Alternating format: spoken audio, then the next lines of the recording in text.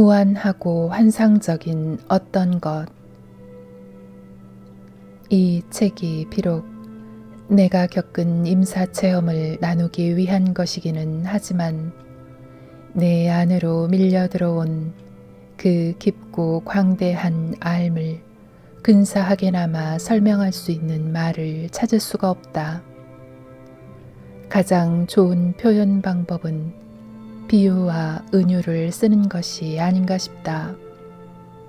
부디 그런 식으로라도 내가 전달하려는 이야기의 핵심이 전해질 수 있다면 좋겠다. 거대하고 깜깜한 창고를 한번 상상해보자.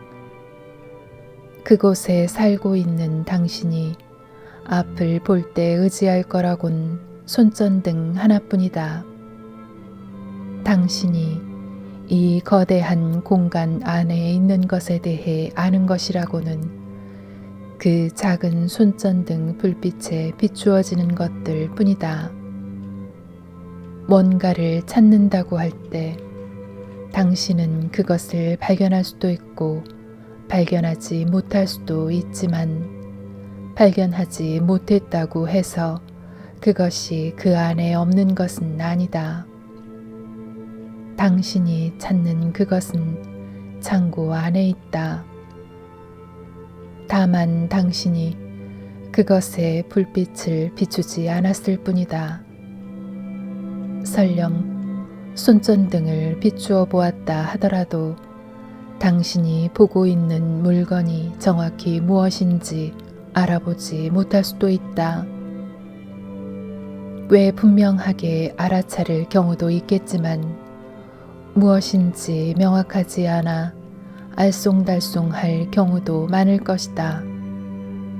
당신은 오로지 손전등으로 비추는 것만 볼 수 있고 이미 알고 있는 것만 그게 무언지 인지할 수 있다. 물리적 세계에서의 삶이 바로 이와 같다. 우리는 특정 시점에 감각을 집중하는 것만 알 수 있고 또 이미 친숙한 것만 이해할 수 있다. 그런데 어느 날 누군가 그곳의 전등 스위치를 툭 켰다고 상상해보자.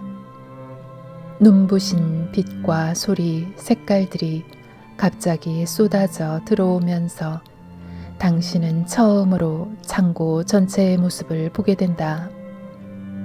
그것은 당신이 상상한 어떤 모습과도 다르다. 눈을 뜰 수 없을 만큼 눈부시고 휘황찬란한 빛이 번쩍거리면서 빨갛고 노랗고 파랗고 푸른 불꽃을 뿜어낸다. 전에는 한 번도 본 적이 없고 무슨 색인지 알 수도 없는 색깔들이 눈에 들어온다. 결코 들어본 적 없는 환상적이고 변화무쌍하며 가슴 벅찬 선율의 음악이 공간을 가득 채우고 있다. 체리색, 레몬색, 주홍색, 포도색, 연보라색, 금색의 오색 찬란한 조명들이 번쩍거리며 빛을 발한다. 전기 장난감들이 트랙을 따라 위아래로 달리고 선반에는 일일이 말로 다 표현할 수 없는 색색의 상자와 꾸러미, 종이와 연필, 물감과 잉크, 음식, 수십 가지 색깔의 사탕이 든 상자, 기포가 솟아오르는 소다수병, 상상할 수 있는 온갖 종류의 초콜릿, 세계 각지에서 온 샴페인과 와인이 그득 들어차 있다. 벼랑간 불꽃놀이 폭죽이 별 모양으로 터지고 온갖 꽃들이 활짝 벌어지며 불꽃이 폭포처럼 쏟아져 내리면서 생생한 빛의 잔치가 벌어진다. 주변에서 일어나는 일들이 얼마나 복잡하고 깊고 넓게 벌어지는지 당신을 압도해버릴 지경이다. 이 공간의 끝이 도무지 보이지 않거니와 당신의 감각과 감정을 흥분시키는 이 찬란한 빛들의 향연만으로도 놀라운데 이게 전부가 아니다. 당신은 자신이 이 힘차고 무한하며 말할 수 없이 환상적인 무엇인가의 일부라는 느낌을 강하게 받는다. 나아가 보이고 들리는 것을 넘어 당신이 지금 펼쳐지고 있는 이 거대한 테피스트리의 일부라는 사실도 분명하게 느낀다. 과거의 현실이라고 생각했던 것이 사실은 당신을 둘러싼 이 광대한 경이 속의 한 점에 지나지 않음을 알게 된다. 각기 다른 부분들이 서로 관련되어 있으며 서로 맞물려 있고 모든 것이 완벽하게 어우러져 있다는 것을 이해하게 된다. 전에는 상상도 못했던 색깔과 소리, 질감이 저렇게 화려하고 눈부신 것들이 창고 안에 얼마나 많이 있는지를 깨닫게 된다. 그 상상도 못했던 것들이 당신이 익히 알고 있던 것들과 함께 이렇게 존재하고 있다. 전부터 알던 것들도 이제 전혀 새로운 의미를 갖게 되어 그들 또한 완전히 새롭게 아주 초현실적으로 보인다. 설령 다시 스위치를 끈다고 해도 당신이 경험한 이 새로운 암, 그 명징함과 놀라움, 아름다움, 엄청난 활기는 그 무엇도 도로 앗아가지 못한다. 창고 안에 이 모든 것들이 존재한다는 것을 한번 알게 된 이상 그 알문 무슨 수로도 되돌릴 수 없다. 거기에 무엇이 있는지, 어떻게 하면 그것에 닿을 수 있는지, 무엇이 가능한지를 당신은 이제 그 작은 손전등 하나에 의지하던 때에 비하면 아주 분명하게 알고 있다. 그리고 그 눈부시도록 투명한 순간에 경험한 모든 것들에 대한 경이감이 당신에게 남아있다. 이제 삶은 전혀 다른 의미를 갖게 되고 이 자각으로부터 앞으로 이어질 새로운 경험들이 만들어진다. 다른 세상에 가 있는 동안 나는 모든 것을 꿰고 있는 그 의식을 즐기고 또 탐험하면서 새로이 얻은 암들을 되새겼다. 그러면서 내가 선택을 할 수 있다는 것을 알게 되었다. 나는 또 한 번 아버지의 존재가 나를 감싸주는 듯한 편안한 느낌을 강하게 받았다. 마치 아버지가 날 안아주는 것 같았다. 아빠, 저 이제야 집에 온 것 같아요. 여기 있는 게 정말 좋아요. 삶은 너무나 고통스러웠어요. 내가 아버지에게 말했다. 넌 언제나 집에 있단다, 아가. 아버지가 내게 힘주어 말했다. 넌 늘 집에 있었고 앞으로도 언제나 그럴 거야. 그걸 꼭 기억했으면 좋겠구나.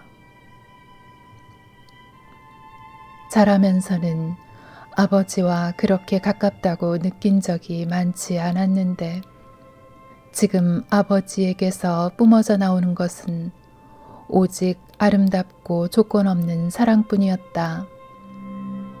몸을 입고 아버지와 같이 사는 동안에는 인도 문화의 규범에 나를 순응시키려는 아버지 때문에 실망스러운 적이 많았다.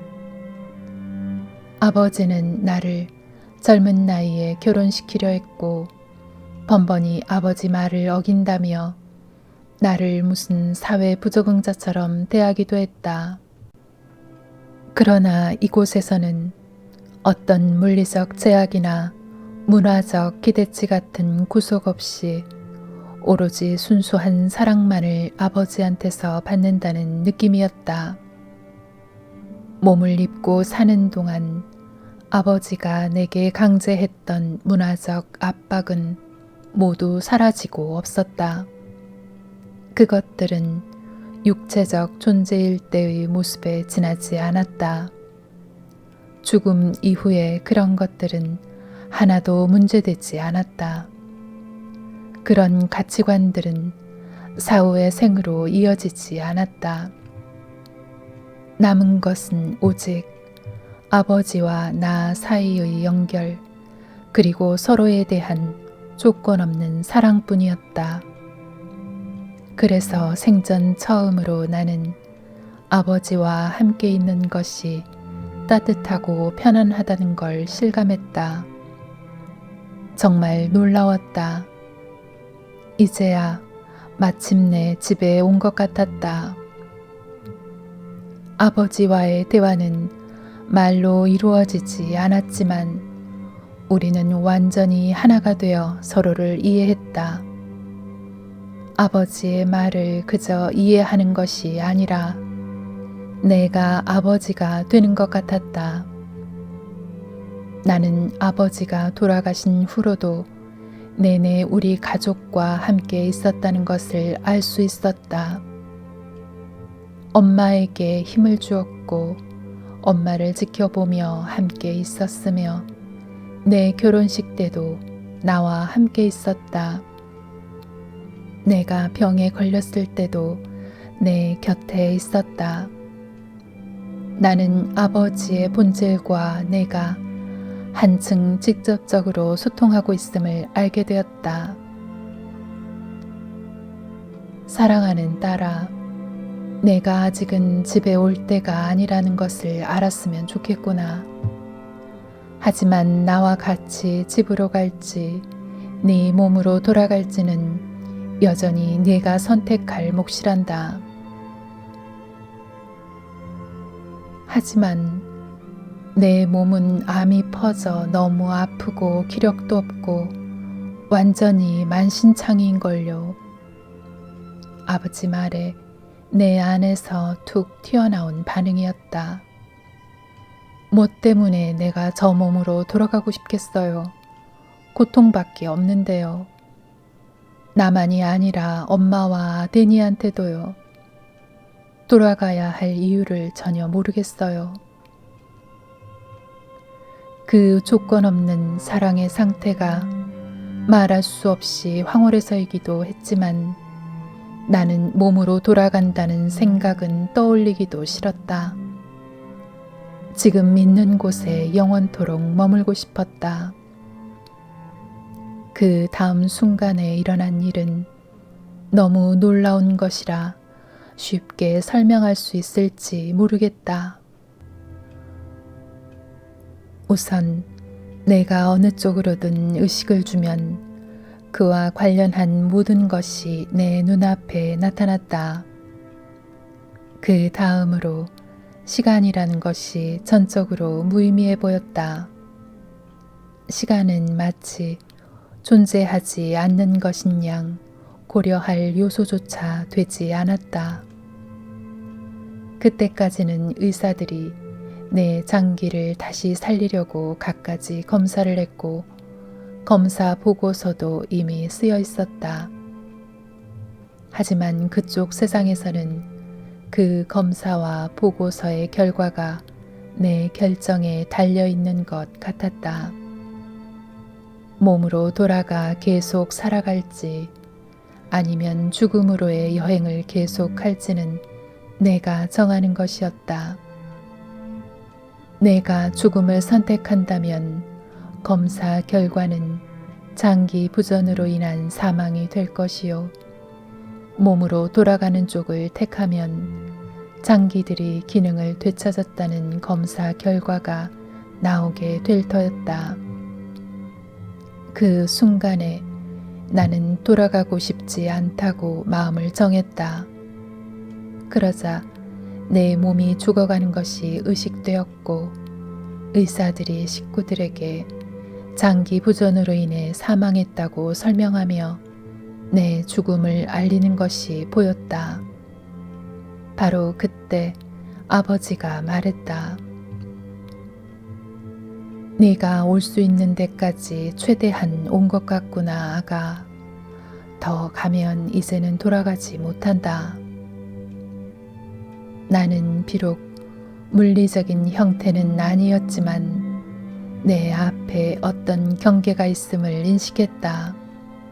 말하자면 에너지 차원에서 표시된 투명 문턱 같은 것이었다.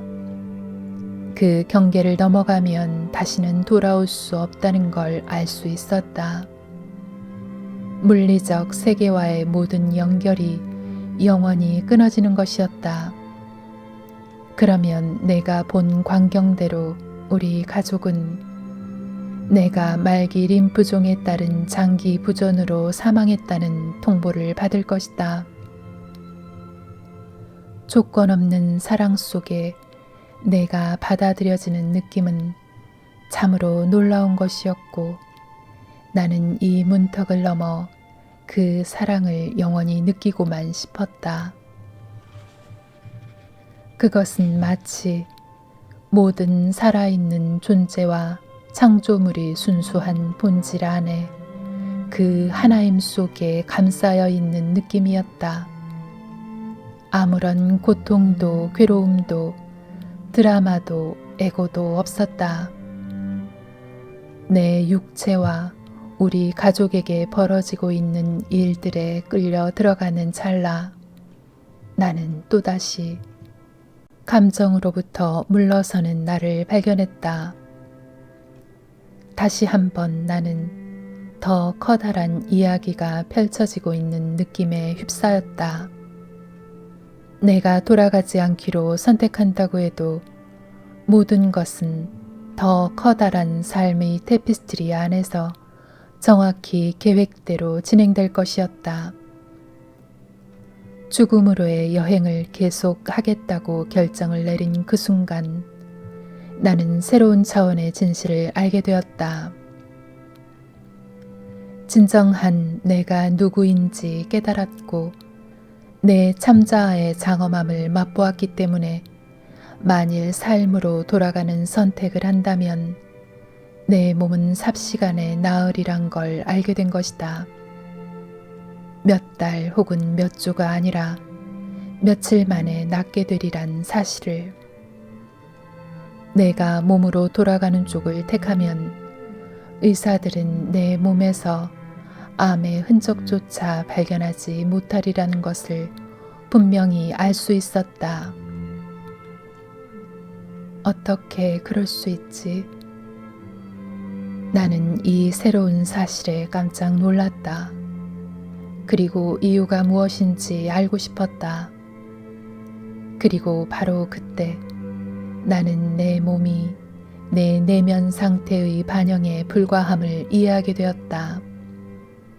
만일 나의 내적 자아가 자신의 광대함을 만유와 연결되어 있음을 인식하고 있다면 내 몸은 곧 그것을 반영하여 삽시간에 치유될 것이었다. 언제라도 내가 선택할 수 있기는 했지만 나는 여기에 뭔가가 더 있다는 걸 느낄 수 있었다. 아직 다 이루지 못한 목적 같은 게 있는 것 같아. 그런데 그게 뭐지? 어떻게 그 목적을 찾을 수 있지? 나는 내가 무엇을 해야 하는지를 알기 위해 밖으로 나가 찾아다닐 필요가 없다는 걸 곧 알았다. 그것은 내 앞에 펼쳐질 것이었다. 그 일은 많은 사람들을 돕는 것과 연관이 있었다. 수천 명, 아니 수만 명의 사람들을. 어쩌면 그들에게 메시지를 전하는 게 내 일인지도 몰랐다. 하지만 나는 어떤 것도 찾아다닐 필요가 없었다. 어떻게 하면 그 일을 이룰 수 있을지 방법을 알려고 애쓸 필요도 없었다. 나는 그저 그 일이 펼쳐지게끔 허용하기만 하면 되었다. 이런 허용의 상태에 이르기 위해 내가 해야 할 일은 단 하나, 오직 내 자신이 되는 것 뿐이었다. 나는 깨달았다. 지금까지 그 지난 한 삶 동안에 내가 해야 할 일은 기실 단 하나뿐이었다는 것을. 그것은 바로 내가 결함이 있다는 그 어떤 느낌이나 판단 없이 그저 내가 되는 것이었다. 동시에 우리의 본질은 그 핵심이 순수한 사랑으로 되어 있다는 것을 나는 알게 되었다. 우리는 순수한 사랑이다. 우리 한 사람 한 사람 모두가 우리가 전체에서 왔고 또 전체로 돌아가는 존재라면 어떻게 그렇지 않을 수 있겠는가? 나는 이를 깨닫게 되면 자기 자신이 되는 것을 결코 두려워하지 않게 된다는 것을 알 수 있었다. 그러니 사랑이 되는 것과 본연의 자기 모습이 되는 것은 하나이며 같은 것이다. 이 진실을 알게 되었을 때 나는 마치 번개를 맞은 느낌이었다. 그저 내 본 모습인 사랑이 됨으로써 나는 내 자신과 다른 이들을 치유할 수 있음을 깨달았다. 전에는 결코 납득할 수 없었지만 이제는 너무도 분명했다. 우리 모두가 하나이고 같은 전체의 일면들이라면, 그리고 그 전체가 조건 없는 사랑이라면 당연히 본래 우리도 사랑일 수밖에 없는 것이다. 나는 그것이 진실로 삶의 유일한 목적이라는 것을 깨달았다. 자기 자신이 되는 것, 자신의 진실대로 사는 것, 본디 제 모습인 사랑이 되는 것. 내가 새롭게 알게 된 이 진실을 확증해 주기라도 하듯 아버지와 친구 소니가 내게 다가와 말하는 것이 느껴졌다. 이제 진짜 내가 누구인지 알았으니 돌아가 두려움 없이 네 삶을 살려무나.